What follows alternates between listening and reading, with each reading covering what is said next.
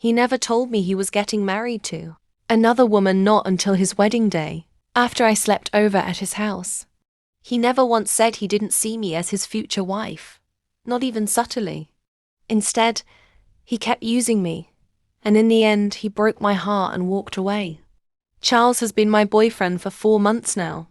He has been sweet, consistent, and never gave me any red flags or reason to doubt his intentions. I visited his house often. We did everything together, cooked, watched movies, talked late into the night, slept together. Not once did I ever run into the woman he was preparing to say I do to. She never visited, maybe because he didn't want her to. Or maybe he was just that good at hiding his double life. I kept giving my all, thinking we were growing stronger as a couple. I invested my mind, body, and soul. That Saturday morning, I woke up to the sound of movement. His friends, both familiar and unfamiliar, were rushing through the house like they were preparing for something big. They were all dressed in matching blue senator suits, looking sharp and excited. Charles, my Charles, wore a suit that made him look like a model. I was confused. What were they all dressed up for? Then I overheard one of his friends whisper, "Tell her now." "Tell me what?" Charles turned to him and said, "I didn't ask her to come over last night." "What? Not after we spent the whole night together? Not after we made love? He didn't want me here." I was still confused. Then he threw a bundle of money at me and told me to leave before he got back. I was too stunned to speak. My voice failed me. I wanted to scream, but the sheik silenced me. "Is that what you think of me now?" I finally managed to speak, Bricken. "You sleep with me and pay me."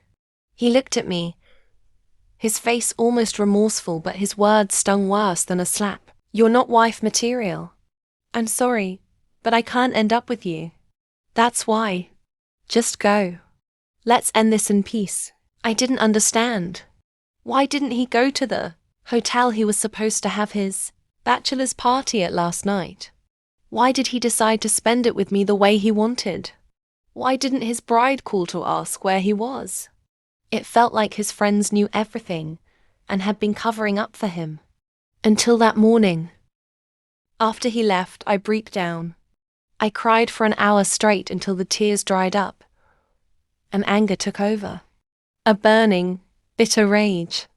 I dressed up quickly and searched the whole house for any clue about the wedding location. I was desperate.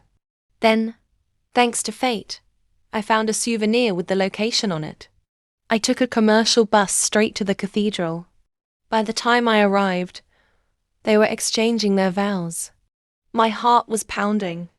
I didn't take a seat. I didn't hesitate. I walked straight to the altar, stepped between him and his bride, and grabbed the microphone from the priest. Anger had taken over my sanity. I told everyone the truth, everything that had happened. I dropped the bundle of money at his feet as a proof that he had tried to pay me off. The church erupted in chars. His bride collapsed right there at the altar. And I walked out. I left them in the mess he created. I left when I was sure I had done enough damage to match the pan he caused me. That Saturday morning changed me. I left town and stayed with my sister for a while to clear my head. The heartbreak was too heavy to carry alone. People said I went too far by crashing the wedding. But what about everything I invested in that relationship? What about the betrayal? He thought he could use me and pay me off like I meant nothing. Why didn't he just tell me he couldn't marry me? Why pretend? Why lie? Why let me give so much while he was planning a future with someone else? I heard the wedding was called off, and his bride blecked him completely. His family calls me day and night, hurling insults and blaming me for the disgrace. But now their hatred sounds like music to my ears. I smile when I remember that I crashed that wedding, right? I didn't make a mistake. I have no regrets. I've moved on. Just be sure the person you're dating isn't secretly planning a wedding with someone else. These days, men will string you along, take your love for granted, and tell you you're not wife material. Then marry someone else.